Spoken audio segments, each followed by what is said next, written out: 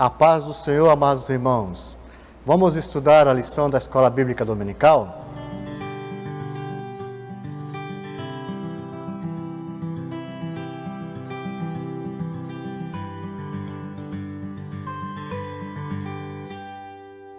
Amados irmãos, hoje nós temos uma maravilhosa lição, que é da lição número 7. Cristo é a nossa reconciliação com Deus.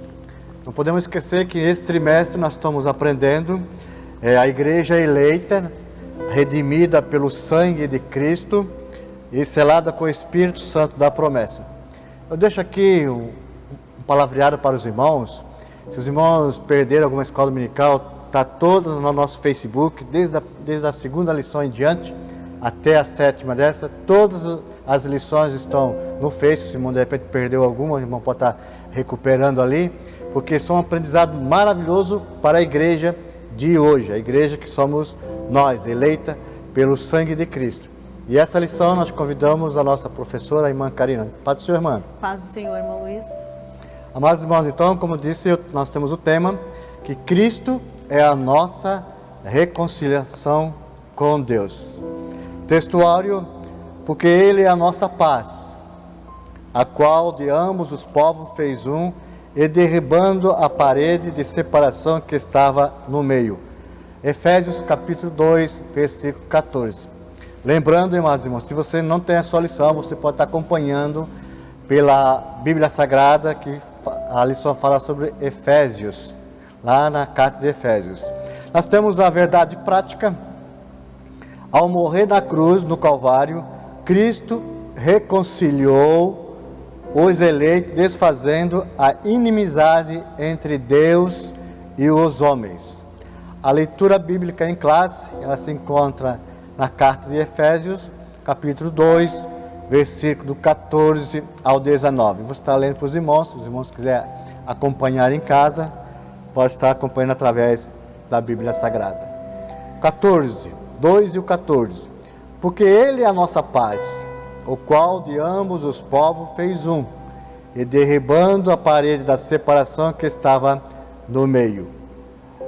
Na sua carne desfez a inimizade, isto é, a lei dos mandamentos, que consistia em ordenanças, para criar em si mesmo dos dois um novo homem, fazendo a paz.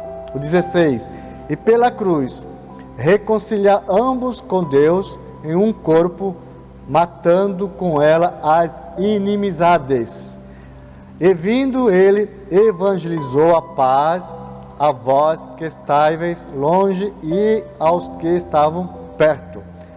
18. Porque por ele ambos temos acesso ao Pai em um mesmo Espírito, assim que já não sois estrangeiros nem forasteiros, mas concidadãos dos santos e da família de Deus. Amém, irmãos? Que maravilhosa leitura para nós que somos servos do Senhor.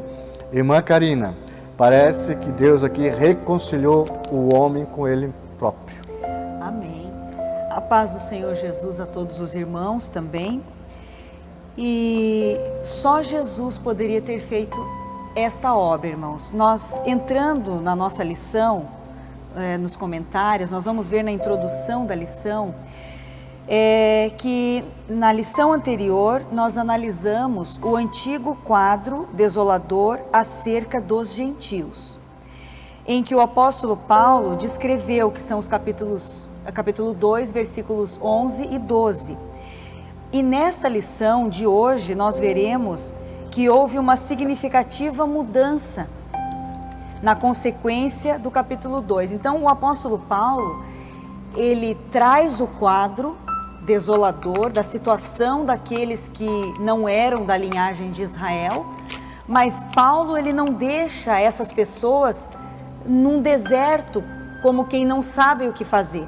Imediatamente, a partir do versículo 13, Paulo começa a mostrar a situação que poderia ser drasticamente mudada caso eles recebessem o Salvador, recebessem a Jesus. Então, no versículo 13 do capítulo 2, Paulo usa a expressão adversativa, mas agora, para indicar que a situação foi alterada em relação aos gentios.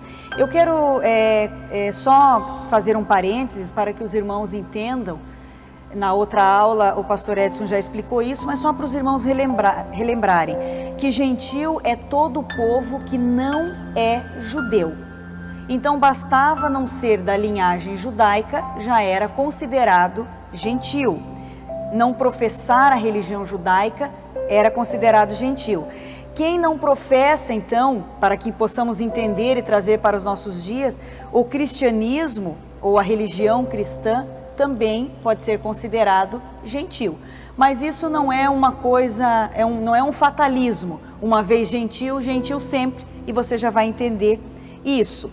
Então, Paulo explica que essa mudança, ela repousa, obviamente, na obra que Cristo realizou. Está escrito, vós que antes andáveis longe, já pelo sangue de Cristo chegaste perto. Na presente lição nós estudaremos então quais foram os desdobramentos dessa lição, ou dessa mudança. No tópico 1 nós temos ali, Cristo desfez a inimizade entre os homens. Isso aqui é importante, irmãos.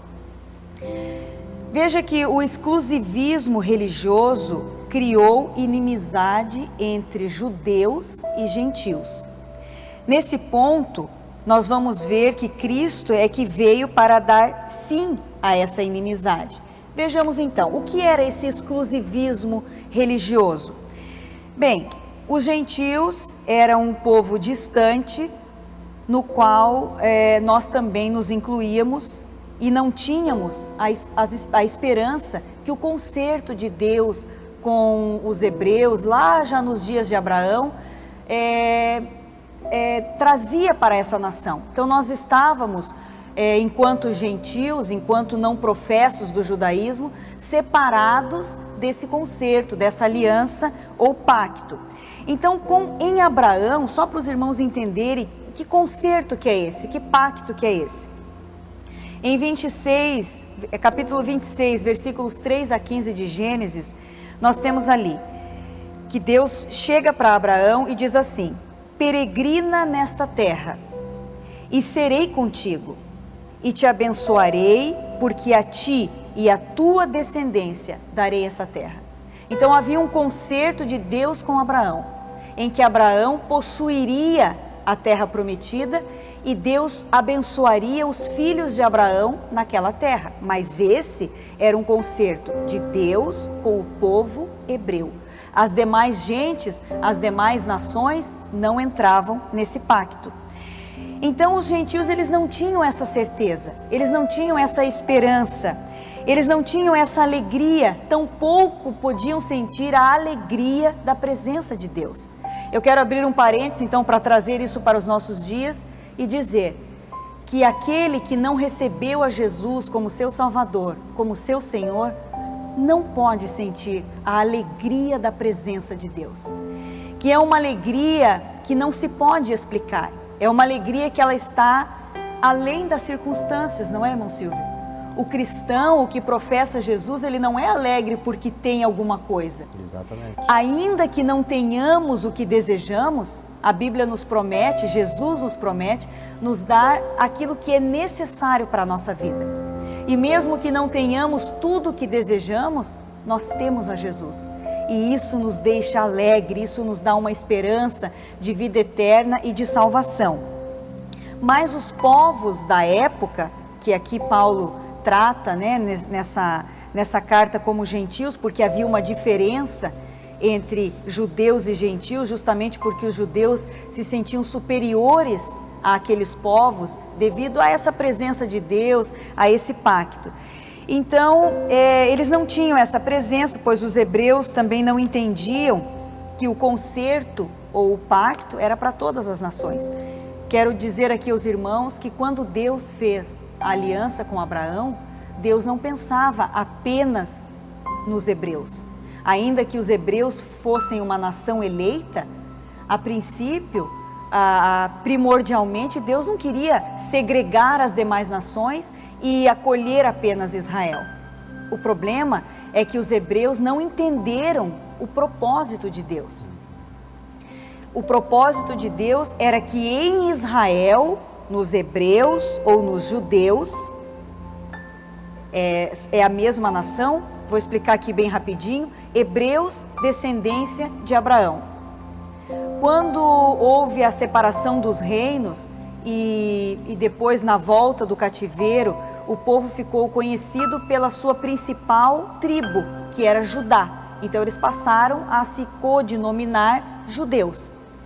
Depois, israelitas, a partir do ano de 1948, quando a nação de Israel foi feita a nação, lá naquela reunião da ONU, então eles passaram também a ser chamados israelitas. Então, hebreus, descendentes de Abraão, judeus, descendentes da tribo de Judá, da onde Jesus também descende, e israelita a partir de que eles foram formados território e povo. Mas são a mesma nação, irmãos, então não confundam. Judeus, hebreus, israelitas é a nação escolhida, eleita por Deus.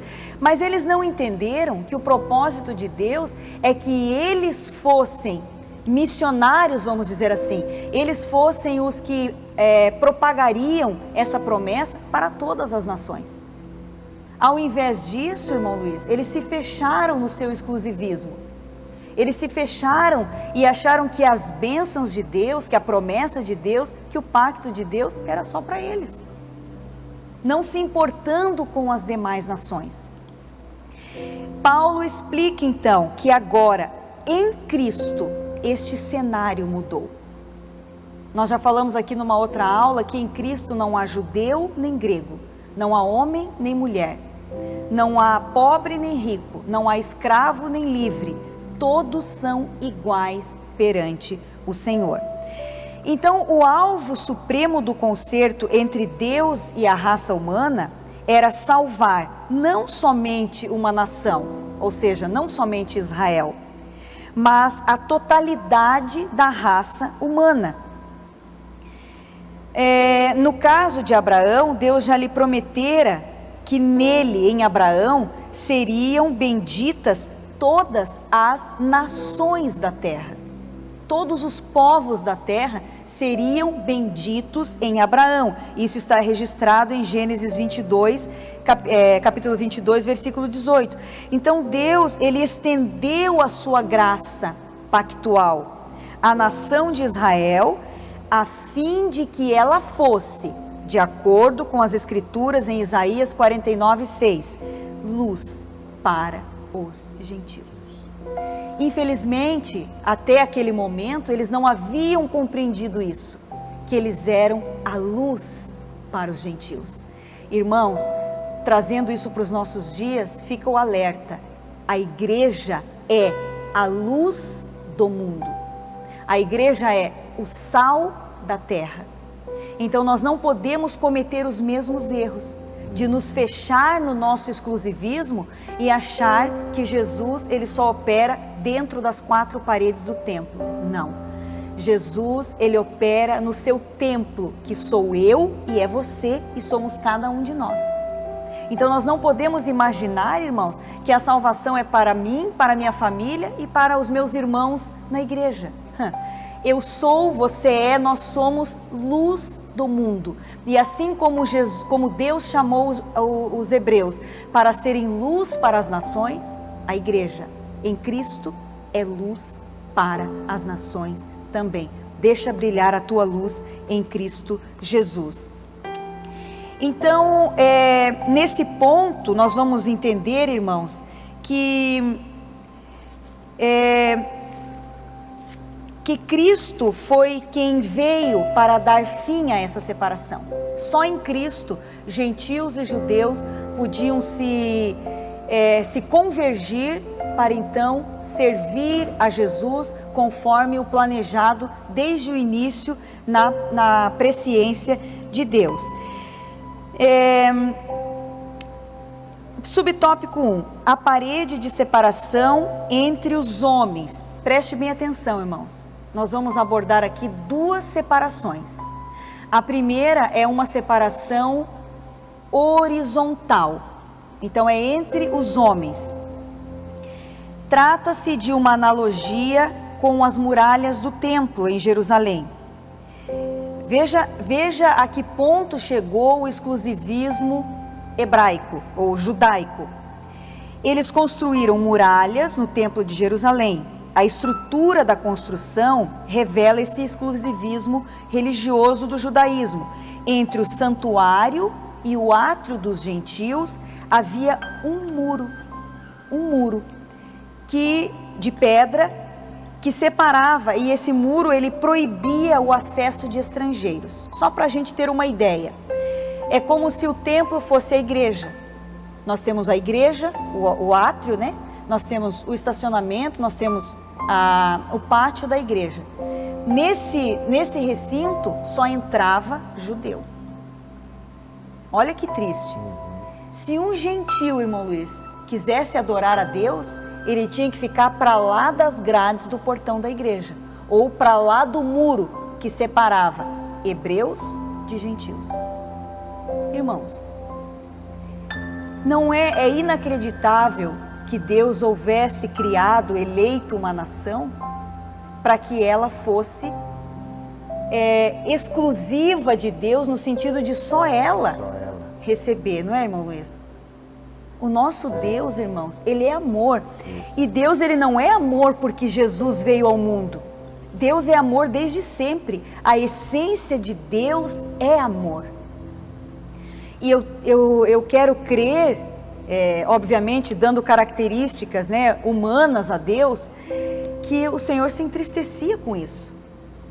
Alguns adorando no recinto do templo e outros como que querendo migalhas que sobrava daquele suntuoso rito religioso que era feito dentro do átrio do templo. Então, o exclusivismo judaico chegou a esse ponto, onde as pessoas não tinham direito nem de pisar dentro do pátio da igreja. E vendo assim uma cena que a gente percebe, irmãos, que as pessoas queriam chegar perto de Deus. Porque eles estavam vendo que os judeus eram abençoados. Então, o que estava fora da muralha, do outro lado, né, queriam chegar diante deles, não tinha como. Era uma barreira para eles. Mas graças a Deus que Jesus... E Jesus derrubou essa barreira. Irmão Luiz, o irmão abordou um ponto que fica para a igreja também. Essa frase é interessante, irmão Luiz. As pessoas, elas têm desejo de Deus. Muito bem colocado. Irmãos, quando as pessoas nos veem no mundo, as pessoas veem em nós essa luz para iluminar os gentios, para iluminar os não crentes. E elas desejam se aproximar para entender que luz é essa. E nós temos que abrir as portas da comunhão, as portas da igreja e receber essas pessoas. Recebê-las com carinho, com amor, para que elas se sintam acolhidas na igreja e pertencentes a nós. Obviamente que o Espírito Santo, ele tratará das mudanças que são extremamente necessárias. Mas a princípio, nós precisamos receber essas pessoas. Essa frase me tocou, irmão Luiz. As pessoas têm sede de Deus.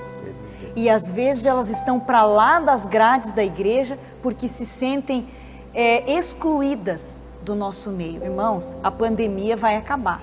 As portas da igreja vão se abrir. Que venhamos com esse objetivo, de incluir as pessoas, de incluir aqueles que não conhecem Deus. Porque Deus não nos salvou para nos colocar numa redoma de vidro.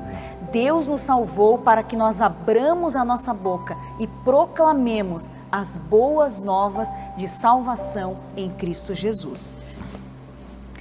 Como é que foi derrubada então essa parede de separação? Esse é o subtópico ainda do tópico 1. Veja que essa barreira, ela era tanto espiritual quanto literal. Nós vamos observar, irmãos, que ela era literal porque o muro existia. As pessoas podiam apalpar aquele muro.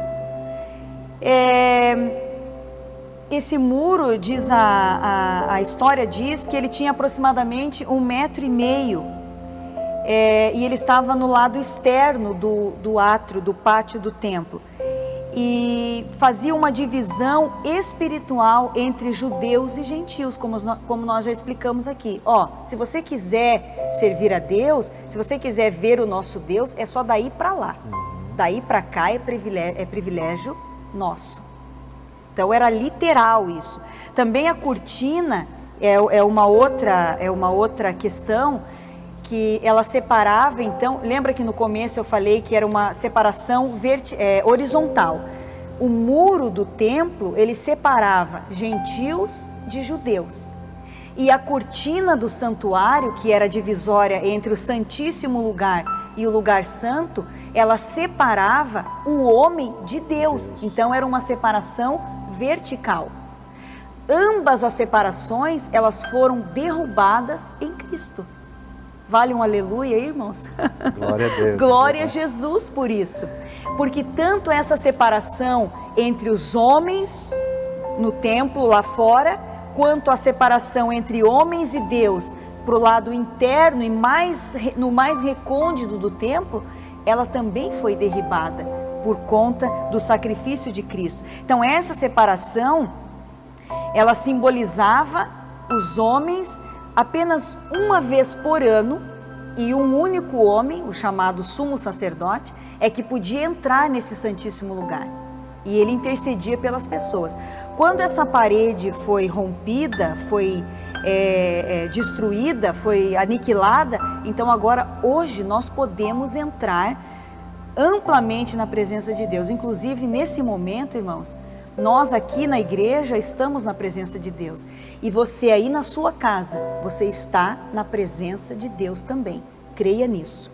Então, a religião da separação e da divisão acabou em Cristo Jesus. Porque em Cristo convergiram todas as coisas. A separação espiritual, bem, o sistema de observâncias legais, que era baseado na lei de Moisés, constituía uma barreira entre judeus e gentios. Práticas como a circuncisão, a preparação de alimentos, a chamada pureza, a purificação cerimonial. Hoje o pastor Jacó pregou aqui sobre a purificação do homem, que sem a purificação, sem a santificação, ninguém verá o Senhor. Mas essa purificação aqui não era uma purificação espiritual, a mesma que participamos hoje. Essa era uma purificação cerimonial, era apenas do corpo, ali, sem a obra santificadora do Espírito Santo. Era apenas um rito cerimonial. Então, isso criava uma situação de hostilidade entre hebreus e gentios. A situação se agravava ainda mais quando os judeus tendiam a ser, irmãos, religiosamente orgulhosos da sua fidelidade a essa lei. É como se eles dissessem: nós podemos, o conserto está conosco, nós nos circuncidamos, nós observamos longamente o que comemos, o que bebemos, nós lavamos as mãos, nós fazemos o nosso rito de purificação, porque nós temos um conserto.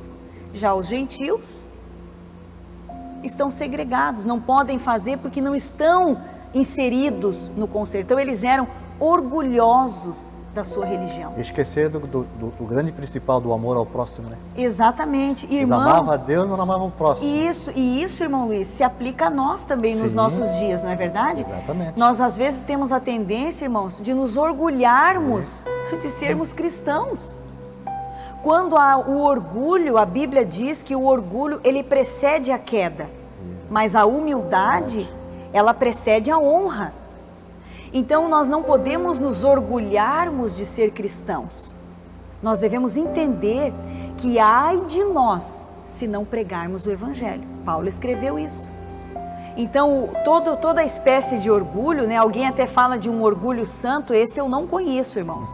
Eu nunca ouvi na Bíblia, eu nunca li na Bíblia que houvesse um orgulho santo, ou seja lá o que for negativo que eles põem santo, ira santa. outras coisas santas que as pessoas inventam. Não, o orgulho foi o que derrubou 1/3 dos anjos do céu. E o orgulho é o que continua derrubando as pessoas da presença de Deus. Então, orgulhar-se de ser cristão, olha como eu sou um bom cristão. E tem outros orgulhos, né? Olha como eu canto bem, eu canto melhor que aquele, eu prego melhor que esse. Isso tudo é orgulho, besteira, irmãos. Nós devemos sempre nos humilhar aos pés do Senhor Jesus e saber que tudo é dele, tudo é para ele e tudo é por ele. Quando nós entendemos isso, nós não incorremos no erro de nos orgulharmos da nossa religiosidade. O versículo 15 ainda do capítulo 2, ele reafirma, o apóstolo Paulo reafirma o propósito da vinda de Cristo. Cristo veio para criar em si mesmo, em Cristo, nele, dos dois, um novo homem, fazendo a paz. Então, em Cristo, judeu e gentil foram unidos. Cristo, ele proporcionou essa união, e mais que união, Cristo proporcionou essa comunhão. Em Cristo, os ritos judaicos foram cumpridos. E agora nós só precisamos, já vamos abordar isso um pouco mais para frente, da lei moral e civil, que é o que nos rege. Mas as leis cerimoniais, elas foram todas cumpridas em Cristo. Por isso que quando uma pessoa chega na nossa igreja, nós precisamos abraçá-la, porque Cristo morreu por mim e morreu por ela. E eu estou numa situação favorecida em relação àqueles que não têm a Jesus. E isso para nós não é motivo de orgulho, mas é motivo de arregaçarmos as mangas e trabalharmos, sabendo que aquilo que o Senhor Jesus já nos deu, Ele também quer dar a outras pessoas, e Ele fará isso, igreja, através de nós. O Evangelho não se propagará por anjos, o Evangelho não se propagará por pedras que falam, o Evangelho se propagará pela minha boca e pela tua boca, e isso é motivo de nós nos humilharmos aos pés do Senhor Jesus, sabendo que servo, ele é bom quando ele serve. Quando ele não serve, ele já não serve mais, né? A cacofonia aqui, não serve mais para servir ao Senhor. Então os gentios não se tornam, isso é importante, irmãos, também. Os gentios, eles não se tornaram judeus. Tampouco os judeus se tornaram gentios, não. Ambos se tornaram um novo homem em Cristo, derrubando todas as barreiras. Então eu não me torno superior porque eu aceitei Jesus. Não, eu me torno servo, porque Jesus disse assim, ele reuniu seus discípulos e ele falou o seguinte, vocês me chamam de Senhor e de Mestre.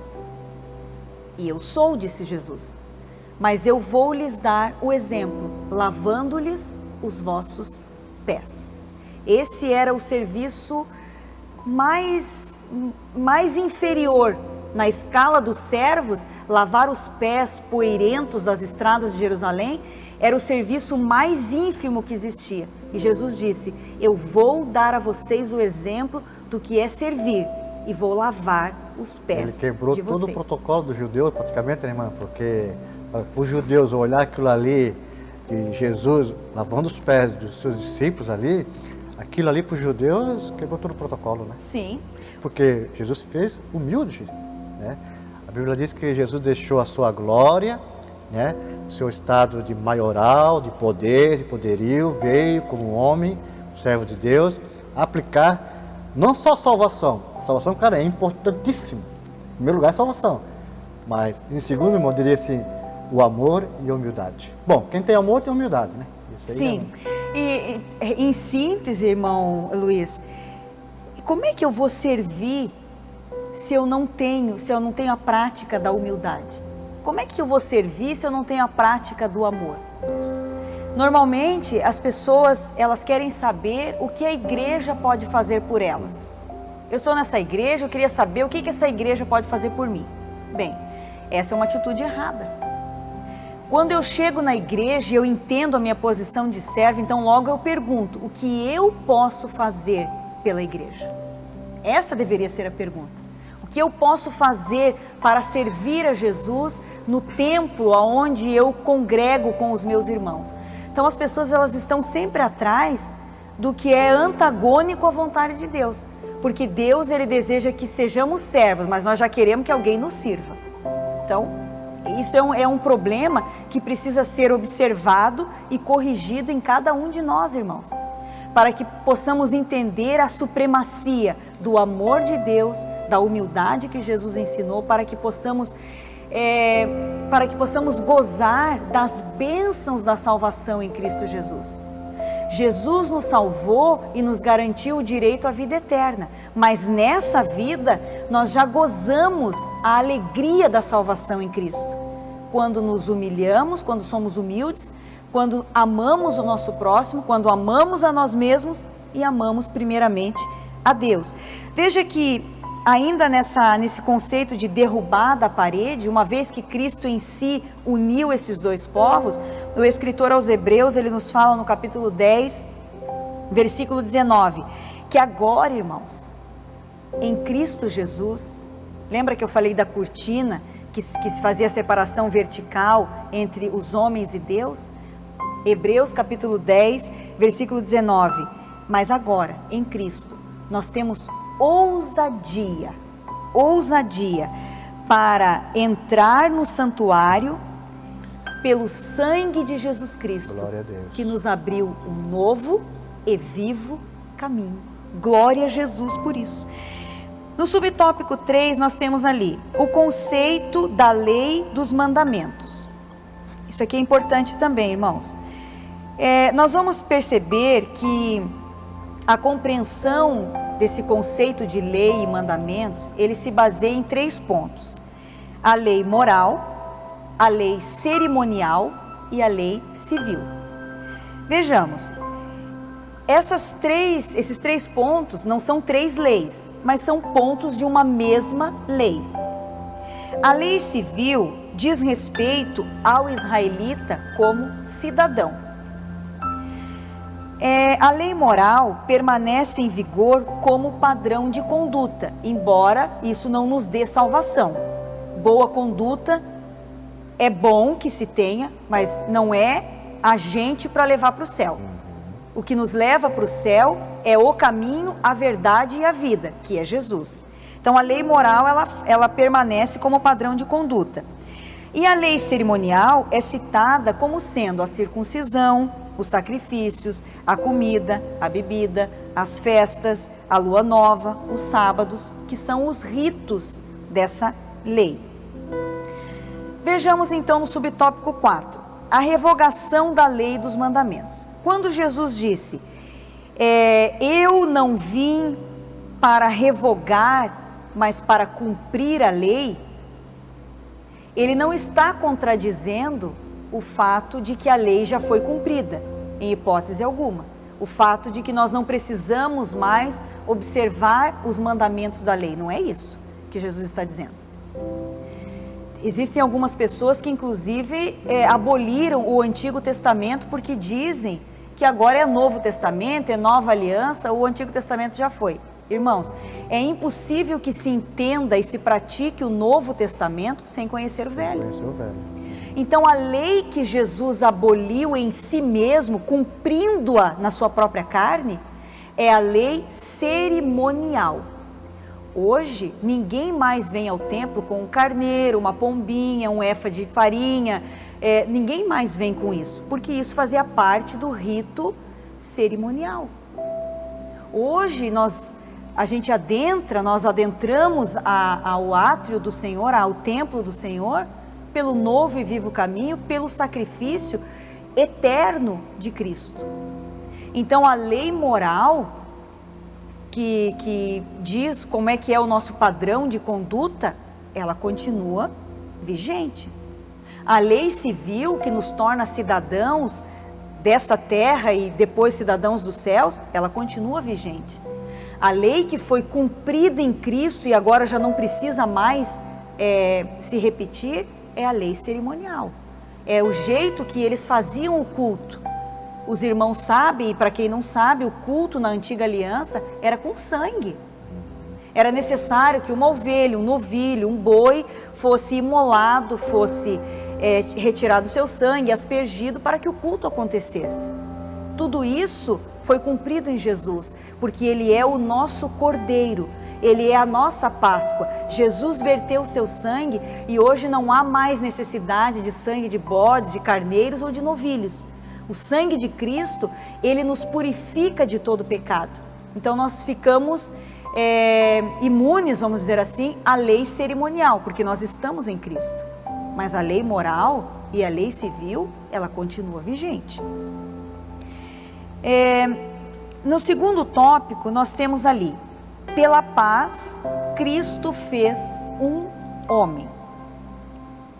Subtópico, o conceito bíblico de paz. Cristo, em sua morte na cruz, desfez a nossa inimizade com Deus. E como homens, tornou possível a reconciliação entre ambos, promovendo assim a paz. Em Cristo, os homens foram reconciliados entre si, e estes homens foram reconciliados com Cristo. Colossenses capítulo 1, versículos 19 e 20, está escrito assim: porque foi do agrado do Pai que toda a plenitude habitasse nele, em Cristo. Então foi do agrado de Deus que a plenitude de Deus, o Deus pleno, habitasse em Cristo. E que havendo por ele, ou seja, por Cristo, feito a paz pelo sangue da cruz, por meio dele reconciliasse todas as coisas. Vejamos então, irmãos, que Cristo, Ele é o motivo da nossa paz. Assim como nós falamos no começo sobre a alegria do cristão que transcende as circunstâncias humanas, da mesma maneira, a paz que Cristo nos proporciona, ela transcende as circunstâncias. Ou seja, ela está além daquilo que acontece conosco. O cristão, ou seja, Cristo, não é apenas o autor da paz, o príncipe da paz. Não, Cristo, Ele é, irmãos, Cristo é a nossa paz. Você está se sentindo aflito, desesperançado, oprimido, entristecido? Lembre-se, Cristo, Ele não é uma paz qualquer. Cristo, Ele não nos traz a paz simplesmente. Cristo em nós mesmos. Paulo tem um versículo que ele diz assim: Cristo em vós, Cristo dentro de vocês é a esperança da glória. Cristo dentro de nós é a nossa paz, irmãos. Se nós passamos por dificuldades, por tribulações, a paz de Cristo, ela transcende, ela vai além do entendimento humano. Se você conversar com um cristão autêntico, embora estejamos passando por situações as mais adversas, ele tem paz, porque ele conhece Deus, porque ele tem Deus dentro de si. A paz, então, ela não é a ausência de conflitos. Tem gente que pensa que não tendo conflito tem paz. Não. Irmãos, quando é que nós não temos conflitos?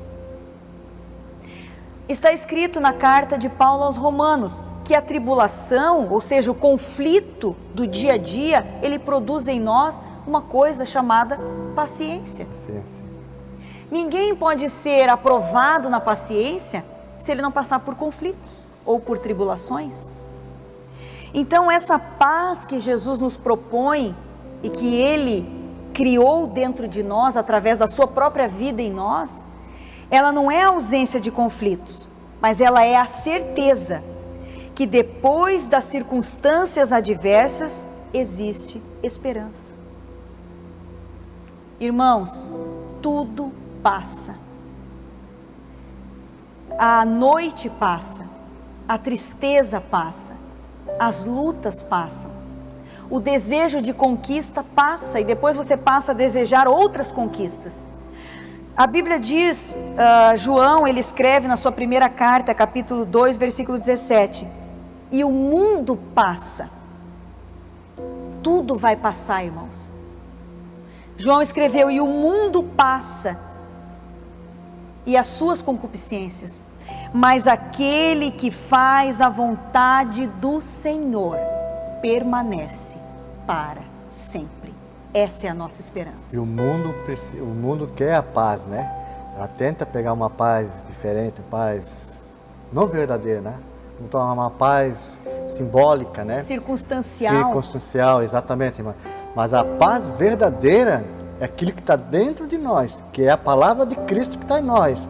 Se nós vamos passar uma consequência, uns problemas, diversidade, mas nós que temos Cristo Jesus, nós temos essa verdadeira paz. Não é que o mundo tenha paz. Essa paz do mundo, ela é falsa, tentando tampar o sol com a peneira, como diz a turma, né? Mas não, a verdadeira paz. Se o mundo quer ter paz, tenha Cristo em sua vida. Isso mesmo, porque essa paz do mundo, irmão Luiz, ela é circunstancial e passageira. Passageira. No momento em que a aflição chega, a paz vai embora. Em Cristo não é assim. No momento em que a aflição chega, o verdadeiro cristão que conhece Jesus, ele senta e pensa, Senhor, eu estou passando por uma tribulação, por uma circunstância difícil, por um momento de aflição, e eu sei que Tu queres me ensinar algo, porque tem hora, irmãos, que é só na aflição que nós damos ouvidos para Deus. É por isso que Davi, ele escreveu assim, eu prefiro estar na casa do luto do que na casa da festa. Mais ou menos assim o versículo. Por que Davi dizia isso? Porque na casa do luto nós fazemos uma introspecção. Quem eu sou, o que eu fiz, no que eu posso mudar. Na casa da alegria, da festa, é só festa, é alegria, é riso. Eu não estou nem aí com o amanhã. Não estamos nem aí com o amanhã. Então, às vezes, quando é muita alegria, muito gozo, muito júbilo, nós passamos a imaginar que isso até provém de nós mesmos.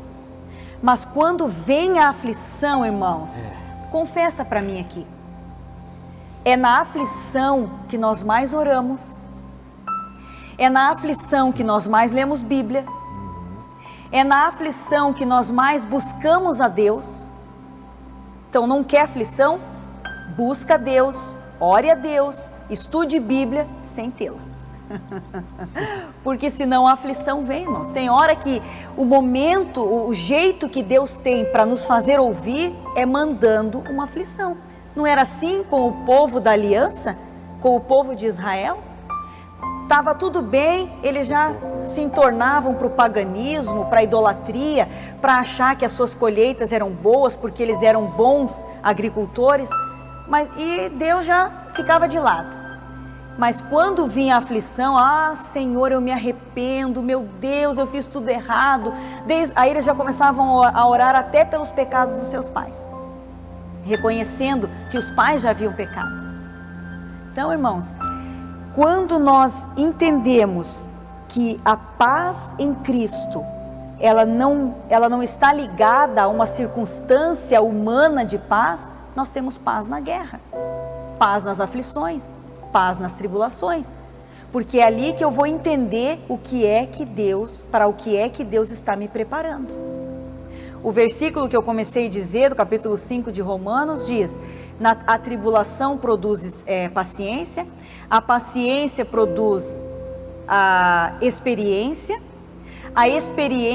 produz a esperança, e a esperança não traz confusão, porquanto o amor de Cristo está derramado nos nossos corações, ou o amor de Deus está derramado em nossos corações por Cristo Jesus. Subtópico 3, a nova humanidade, então os novos seres humanos, a nova raça formada pela paz.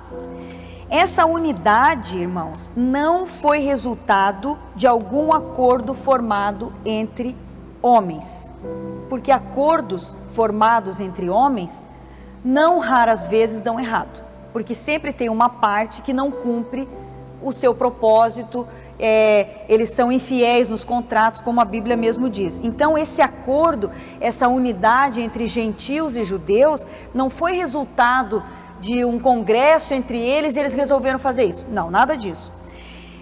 Isso foi realizado e só poderia ser realizado em Cristo. Você tem alguma diferença ou alguma guerra aí dentro da tua família? Eu quero te dizer uma coisa, você só vai resolver isso quando Cristo entrar na tua casa e dominar a tua casa de verdade.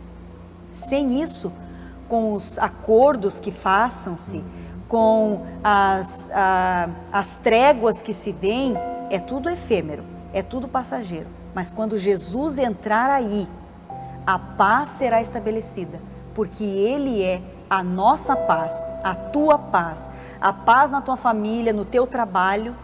Não é incomum a gente ouvir, puxa, no meu trabalho estão me perseguindo.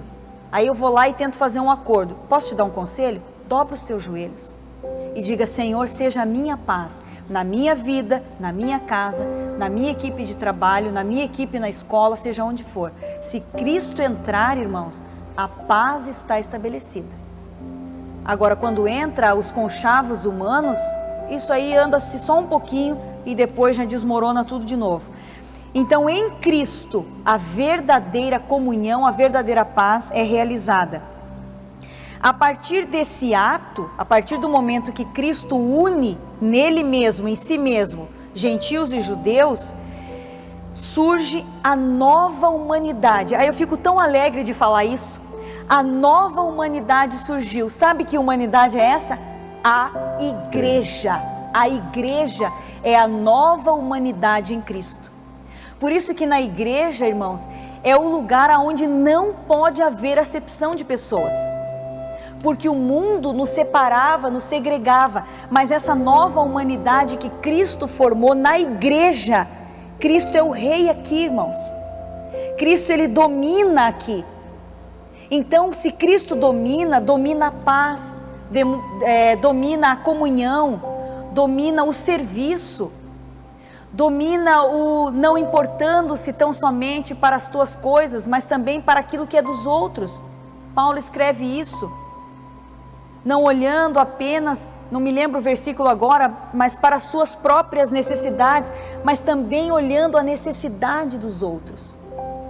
Toda essa diferença, toda essa segregação, essa separação, toda essa vaidade, esse orgulho foi quebrado, foi derribado no chão, e em Cristo nasceu a igreja, aleluia, que eu participo, que você participa não, que eu sou igreja, você é igreja, nós somos a igreja de Cristo Jesus. Temos a paz de Cristo, irmão. Exatamente. Que é essa verdadeira paz. E a igreja, desculpe, Maurício, pode falar, pode concluir. Que é a verdadeira paz, né? Que é essa paz que reflete dentro da igreja, diga ele que é servo do Senhor.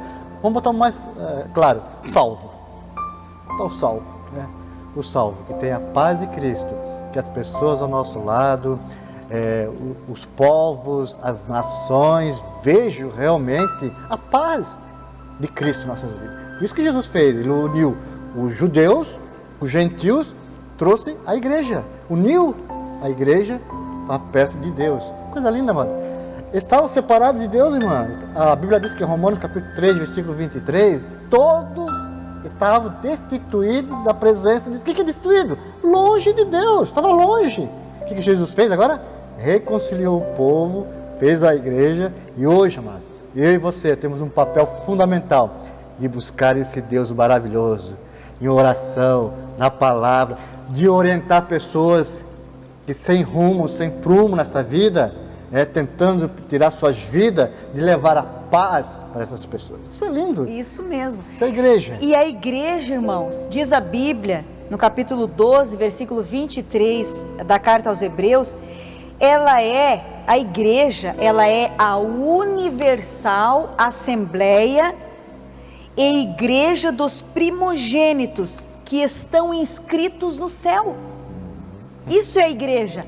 Ela é a universal assembleia e igreja dos primogênitos. Então, na igreja, todos são primogênitos. Todos são importantes. E nós não podemos falhar, irmãos, naquilo que o povo do concerto falhou. Porque o povo da aliança antiga, ele falhou porque ele quis isso só para si. Tem um profeta que diz: Israel é uma árvore frondosa, bonita, mas ela só dá frutos para si mesmo. A igreja, ela é uma árvore frondosa, bonita, maravilhosa, mas ela deve dar os seus frutos para as nações. Nós não podemos cometer o mesmo erro, pecar à maneira dos hebreus. Nós precisamos, irmãos, cumprir o propósito de Deus para a igreja. E o propósito de Deus para a igreja é pregar o evangelho de Cristo Jesus.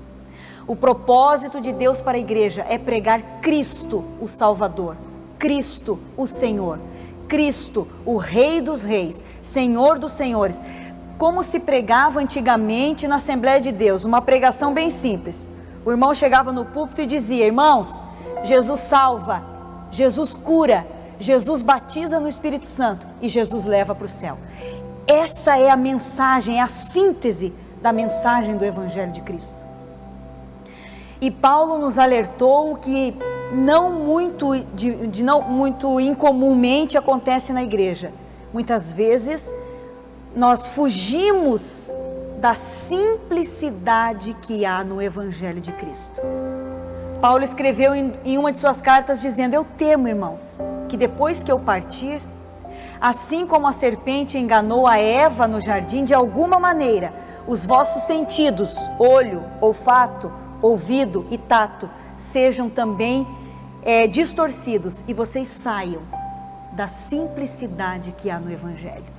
Eu não posso pregar porque eu não estou preparada. Ora, pegue o microfone e diga: Jesus salva, Jesus cura, Jesus batiza no Espírito Santo e Jesus leva para o céu. E veja a igreja incendiar, porque Jesus, ele é o centro da igreja, irmãos. Quando nós tiramos Jesus do centro da igreja, então ela já não tem mais sentido. E Jesus nos chamou e nos elegeu como igreja para que preguemos o evangelho simples e genuíno, que está do Gênesis ao Apocalipse.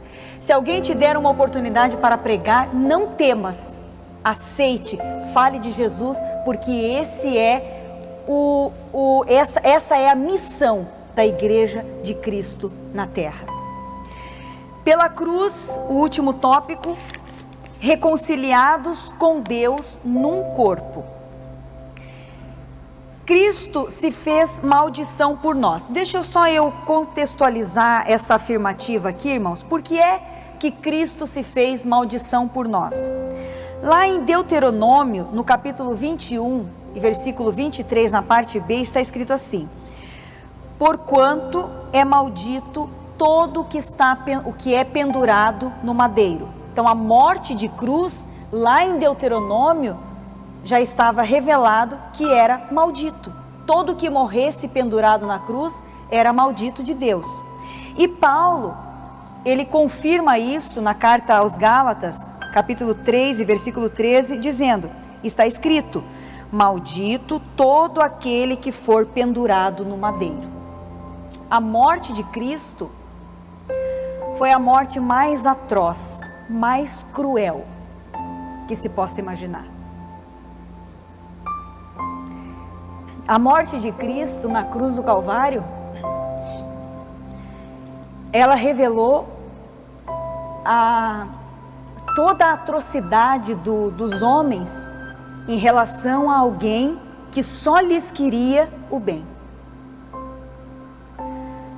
Não obstante a morte na cruz já fosse algo terrível, ela ainda era precedida de chicotes de couro, cujas pontas eram amarradas com pedaços de ossos e pedaços de ferro. E foi com esse chicote que açoitaram a Jesus. Não bastasse isso, ainda quiseram debochar do Cristo, colocando sobre ele uma coroa de espinhos. E depois de tudo isso, não só com Jesus, mas isso era o que se fazia com os crucificados, depois de toda a humilhação, depois de toda a surra que eles levavam, eles ainda precisavam levar a sua cruz, como Cristo levou a sua cruz pela via dolorosa. E depois de crucificado, eles tinham os ossos das suas pernas quebrados para que pudessem ser retirados antes do anoitecer. Com Jesus não aconteceu isso, porque a profecia previa que nenhum dos seus ossos seriam quebrados.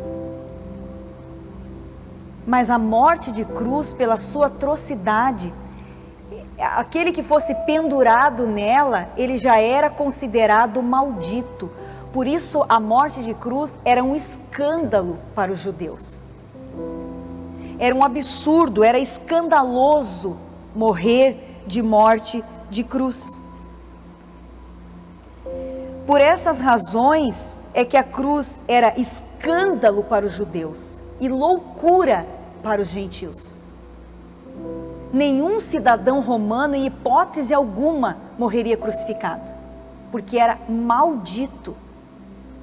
Um judeu não seria crucificado de forma alguma, isso era escandaloso. Mas Jesus foi crucificado, porque ele precisava levar sobre si a nossa maldição, as nossas enfermidades, o nosso castigo. A Bíblia diz no capítulo 53 de Isaías, que o castigo que nos traz a paz, sabe aquela paz que falávamos há pouco, irmão Luiz? A paz que transcende o entendimento humano, que vai além do entendimento humano, é porque o castigo que nos traz a paz estava sobre Jesus. E pelas pisaduras de Jesus, nós fomos sarados. Porque Jesus morreu uma morte de maldição, eu estou aqui hoje falando aos irmãos.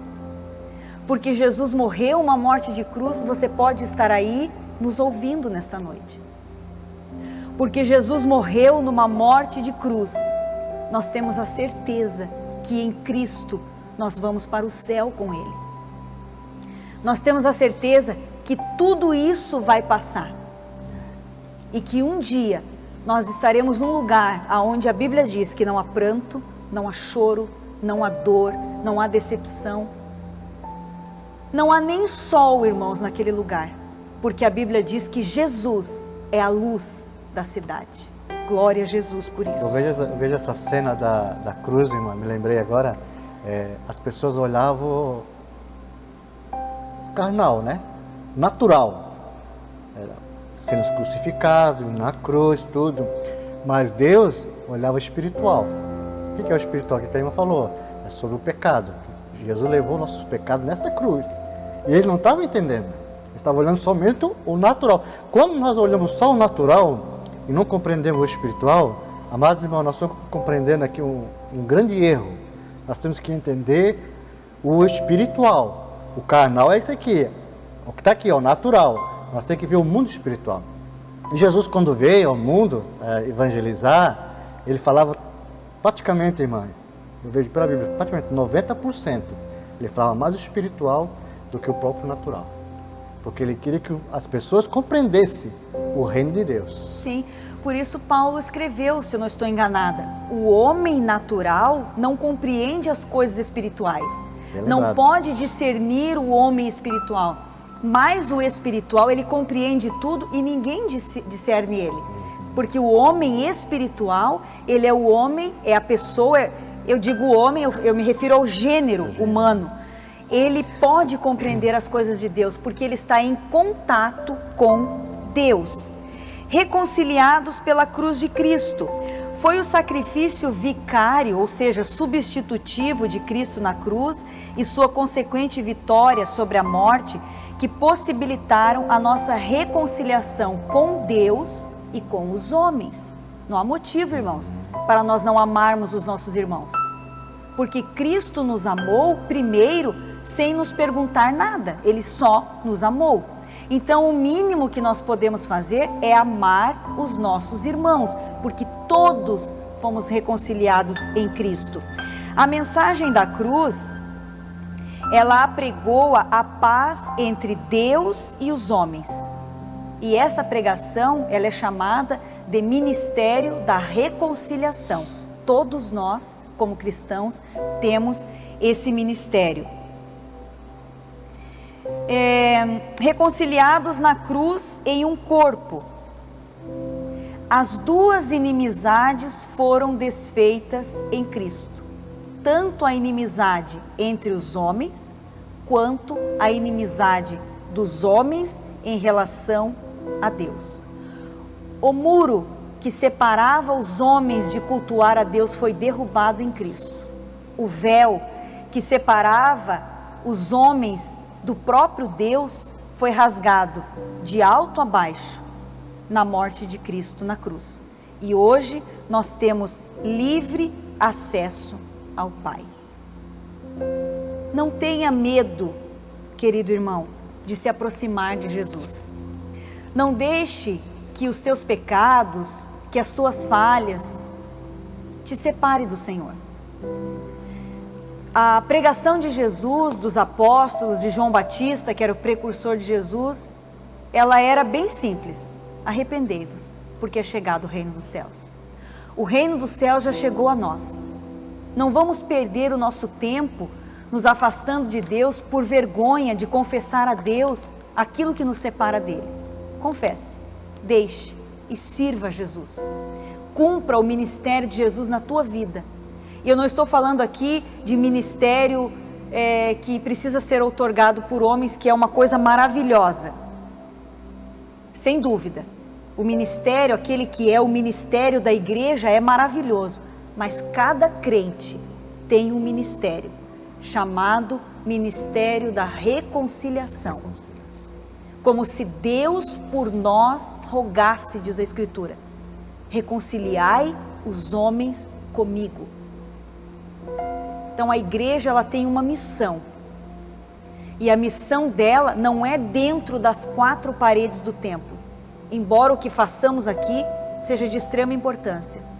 Mas a missão da igreja é lá aonde as trevas estão predominando. Porque é lá que a nossa luz brilhará mais forte e mais radiante. Deus te abençoe, querido irmão, em nome de Jesus. Amém, irmã. Glória a Concluindo aqui, Jesus. então, queremos agradecer a nossa professora, a irmã Karina. Amém, Deus Jesus. abençoe, tá? Muito obrigado por essa mais uma participação. Glória a Jesus. Concluindo aqui, em obediência ao plano divino, Cristo cumpriu as demandas da lei na cruz. Em seu sacrifício derrubou as barreiras e aboliu as ordenanças cerimoniais que serviam de divisão. Por meio da paz conquistada no madeiro, desfez a inimizade, criou uma nova humanidade e a reconciliou com Deus. A partir dela, formou um novo povo, a igreja, o corpo de Cristo. Amém, irmãos? Deus abençoe a sua vida. Você que esteve conosco aí, queremos orar nesse momento. Vamos orar, está orando por você que está em casa, né? De repente está com um conflito, algum problema, e quer essa paz, né? Essa paz de Cristo. Já quero te convidar, antes de nós orarmos, te convidar para a próxima aula da lição número 8, edificado sobre o fundamento dos apóstolos e dos profetas. Mais uma edificação através da palavra do Senhor. Vamos estar orando? Amado Deus, Pai Celestial, em nome de Jesus, Teu Filho querido, Senhor, queremos, Senhor, te agradecer por essa rica oportunidade, Senhor. Estamos, Senhor, lecionando a Tua palavra, Senhor, Teus servos, Teus filhos que estão nos ouvindo, Senhor. Abençoa cada um, Senhor Jesus. Abençoa Teus servos, abençoa as pessoas, abençoa aquelas pessoas que precisam de paz, de alegria, de regozijo. Nesse âmbito que nós estamos vivendo, essa pandemia, Senhor, que a Tua paz, Senhor, possa reinar em cada coração, em cada alma, em cada vida, Senhor. Que Tua luz possa prosperar, Senhor, em várias nações, que várias vidas venham Te aceitar como o único suficiente Salvador, Jesus Cristo, Senhor. Abençoa Teus servos, Senhor. Ajuda Teus servos, Senhor. Abençoa essas pessoas que estão enfermas, doentes, Senhor, que precisam, Senhor, de uma cura, precisam de um milagre, Senhor. A tua palavra diz, Senhor, que tu é o nosso Deus Todo-Poderoso e tem poder para curar, Senhor. Pai, queremos te agradecer pelo nosso pastor presidente, pastor Simão, Senhor, sua esposa, sua família. Guarda, Senhor, teus servos, guarda os professores, guarda a tua igreja, Senhor, debaixo das tuas mãos santas e poderosas. É que nós te pedimos no nome santo de Jesus. Amém. Amém. Se Deus é por nós, quem será contra nós? Aleluia. Ninguém. Em nome de Jesus. Amém. Deus abençoe poderosamente.